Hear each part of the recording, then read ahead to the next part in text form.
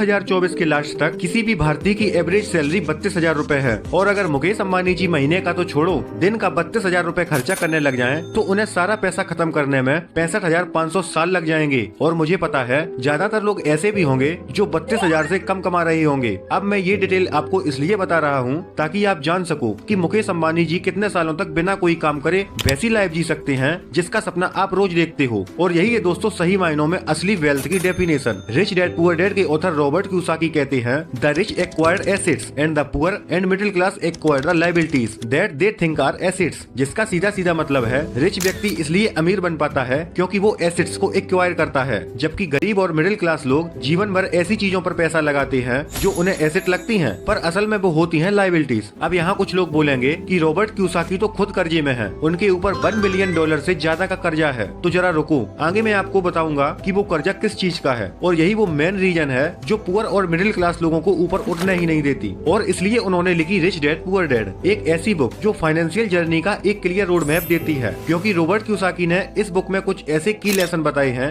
जो step by step आपके mind को डेवलप करके आपको फाइनेंशियल फ्रीडम की ओर ले जाएंगे। और दोस्तों अगर आपने इन लेसन्स को अच्छे से समझ लिया तो आपको असली वेल्थी बनने से कोई रोक ही नहीं सकता। So let's begin. Lesson number 1, importance of cash flow. देखो कंसेप्ट बहुत ही सिंपल है, पर अक्सर लोग समझ ही नहीं पाते। रिच होने का मतलब ये नहीं है कि आपके पास बहुत सारा पैसा हो, बल्कि आपके पास कितना पैसा रेगुलरली आ रहा है। एग्जाम्पल के लिए बिहार के सुशील कुमार को ही देख लो, जिन्होंने 2011 में कौन बनेगा करोड़पति में 5 करोड़ रुपए जीते थे, पर फिर भी वो आज की डेट में बैंक करप्ट हो गए क्योंकि उन्होंने कभी भी कोई एसेट बिल्ड ही नहीं किया, बल्कि पूरा पैसा लायबिलिटीज और इधर उधर की चीजों में खर्च कर दिया। और तो और उन्हें एल्कोहल का एडिक्शन भी हो चुका है। इन्हीं की तरह बहुत सारे मिडिल क्लास लोग बहुत सारी ऐसी ही चीजें उठाकर लाते हैं जो उन्हें खर्चा करने पर मजबूर करती है। वहीं रिच माइंडसेट वाले लोग ऐसी चीजों पर पैसा लगाते हैं जो उन्हें लॉन्ग टर्म में रियल रिच बनाती हैं, जैसे कि real estate, land, index fund, bonds. ये सारी चीजें हैं जो आपको एक कंटिन्यूअस कैश फ्लो जनरेट करती रहती हैं। रॉबर्ट कियोसाकी बताते हैं कि आपको अपने लिए एक सेल्फ सस्टेनिंग फाइनेंशियल इकोसिस्टम बनाना है, जिसको एक बार शुरू किया जाए जो वक्त के साथ साथ आपकी वेल्थ को एक्सपोनेंशियल ग्रोथ कर पाए। Lesson number 2, asset over liabilities. Rich dad poor dad book का बेसिक प्रिंसिपल भी यही था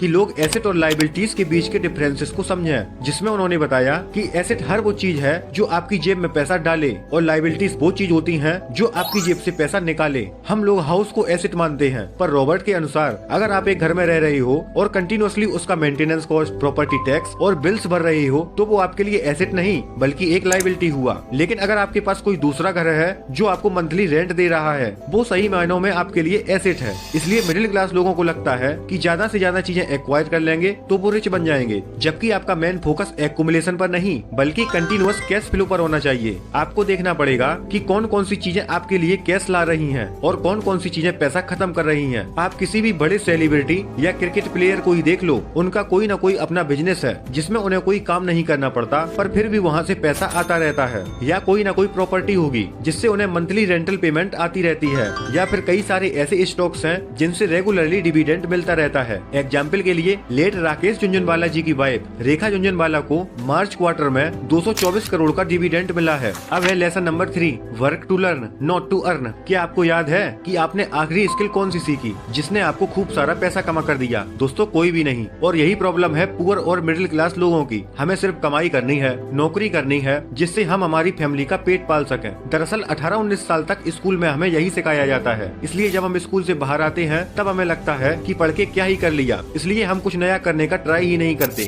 90% लोग ऑफिस से घर आने के बाद रील्स पर टाइम पास करते करते सो जाते हैं और ऐसे ही अपना वैल्यूएबल टाइम वेस्ट करते जाते हैं। बट रॉबर्ट कियोसाकी कहते हैं कि काम सीखने के लिए करो, पैसा कमाने के लिए नहीं। क्योंकि जब आप कोई नई स्किल सीख लोगे तो पैसा खुद ब खुद आपके लिए काम करता चला जाएगा। रॉबर्ट कियोसाकी ने कई जॉब्स की, सेल्स का काम सीखा, तब जाकर वो आज इस मुकाम तक पहुँचे। सिंगापुर में एक इंटरव्यू के दौरान उनसे एक यंग लेडी रिपोर्टर ने पूछ लिया कि आपकी सक्सेस का रीजन क्या है, क्या हम भी आपके जैसे एक बेस्ट सेलिंग ऑथर बन सकते हैं? तब रॉबर्ट कियोसाकी ने उस लेडी को डिनर के दौरान कहा कि आप राइटिंग को फुल टाइम क्यों नहीं करती? तो उस रिपोर्टर ने कहा कि सर मैंने ट्राई किया पर मेरा कंटेंट किसी ने नहीं खरीदा, इसलिए मैं इस न्यूज़पेपर कंपनी में काम कर रही हूँ। तब रॉबर्ट ने उस लेडी को सजेस्ट किया कि आपको सेल्स सीखनी चाहिए। तो इस पर रिपोर्टर को गुस्सा आ गया कि मैं एक इंग्लिश लिटरेचर में PhD होल्डर हूँ, सेल्स वाला काम करूंगी। तब रॉबर्ट ने उन्हें काम डाउन किया और अपनी बुक दिखाई, Robert Kiyosaki best selling author. उन्होंने बताया कि मैं बेस्ट राइटर नहीं हूँ बल्कि एक बेस्ट सेलर हूँ। पहले मैं भी आपकी तरह स्ट्रगल कर रहा था, फिर मैंने सेल्स वाला काम शुरू किया ताकि मैं कुछ बड़ा क्रिएट कर सकूं।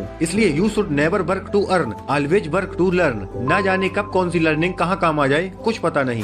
Lesson number 4, understand taxation. India में सिंपल सा रूल है कि अपनी कमाई हुई इनकम पे पहले टैक्स भरो, फिर बाद में घर ले जाओ। रॉबर्ट कियोसाकी कहते हैं कि ये जो ट्रेडिशनल अप्रोच है ना, इससे बाहर निकलने के लिए आपको टैक्सेस और कॉर्पोरेशन के बारे में समझना होगा। रिच लोग इसलिए रिच होते हैं क्योंकि वो वाइजली टैक्स को बचा लेते हैं। वहीं एक मिडिल क्लास इंसान एक अच्छे बच्चे की तरह गवर्नमेंट की सारी बातें मानता है और हर महीने टैक्स पे टैक्स भरता चला जाता है, क्योंकि उनको डिडक्शन क्लेम करना या टैक्स सेव करना कभी सिखाया ही नहीं गया। पर रॉबर्ट कहते हैं कि कॉर्पोरेशन बहुत सारे टैक्स बेनिफिट देती है। आप एक्सपेंसेस क्लेम कर सकते हो, डिडक्शन ले सकते हो और लीगली टैक्स भी सेव कर सकते हो। इसलिए टैक्स को समझो और उसका फेयर यूज करो। Lesson number 5, don't keep your cash idle in the bank. Mostly bank आपको लालच देते हैं अपने बैंक अकाउंट में पैसा सेव करने का और उसके बदले में आपको इंटरेस्ट पे करने का वादा करते हैं, जिससे सबको लगता है कि हमारा पैसा बढ़ जाएगा। लेकिन अगर आप गौर करो तो आपका पैसा नंबर्स में तो बढ़ रहा है, लेकिन उसको वैल्यू और परचेजिंग पावर कम हो रही है। एक डेटा के हिसाब से देखा जाए तो इंडिया में सेविंग अकाउंट पर सिर्फ 2 से 3% का ही इंटरेस्ट रेट मिलता है। वहीं इंडिया में इन्फ्लेशन रेट 7 से 8% हर साल बढ़ जाता है। कहने का मतलब आज जो चीज 1000 रूपए की है, वही सेम चीज को अगले साल खरीदने के लिए 1080 रूपए पे करना पड़ेगा। वहीं अगर आपके बैंक अकाउंट में 1000 रूपए बढ़े हैं तो नेक्स्ट ईयर उनकी वैल्यू 1020 या 1030 रूपए ही रह जाएगी।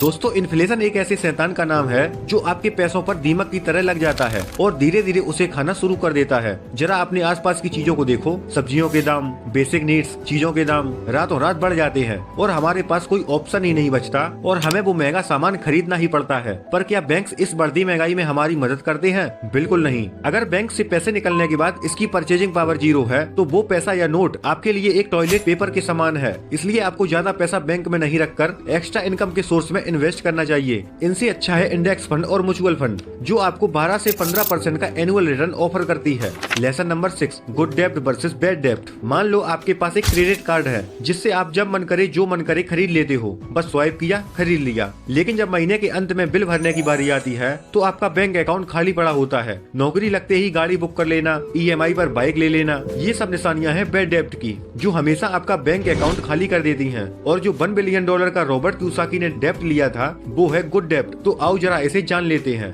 सपोज करो आपने कोई 1 करोड़ की प्रॉपर्टी बाई कर ली, जिसमें आपने 20 लाख रुपए की डाउन पेमेंट की और बाकी बचे 80 लाख रुपए की EMI बनवा ली। आप इस EMI कैलकुलेटर में देखो, जहां आपने 80 लाख का लोन लिया है 8.5% के इंटरेस्ट रेट पर, वो भी 30 सालों के लिए। तो इस हिसाब से आपको हर महीने 61,513 रुपए EMI के रूप में पे करने होंगे। अब रॉबर्ट कहते हैं कि अगर ये घर आपने अपने लिए लिया है तो ये बैड डेब्ट होगा, लेकिन अगर आप इस प्रॉपर्टी को रेंट पर लगाते हो तो उस हिसाब से आपको 6 से 7% का रेंटल यील्ड मिलता रहेगा, यानी महीने के 60 से 70 हजार रूपए, जिसमें आप आराम से अपनी मंथली EMI भी पे कर सकोगे और 30 साल बाद ये प्रॉपर्टी भी आपकी ही होगी। Lesson number 7, mind your business. दुनिया के 90% लोग कभी भी रिच नहीं बन पाते क्योंकि वो जीवन भर एक जॉब के पीछे लगे रहते हैं, जबकि 10% लोग माइंड देयर बिजनेस। दुनिया में बिजनेस ओनर और इन्वेस्टर ही 2 ऐसे प्रोफेशन है जो एक्सपोनेंशियल वेल्थ बनाने का दम रखते हैं। अपनी बुक कैश फ्लो क्वाड्रेंट में रॉबर्ट कियोसाकी बताते हैं कि दुनिया में टोटल 4 तरह के लोग होते हैं जिनका अलग अलग कैश फ्लो होता है। पहले होते हैं एम्प्लॉय,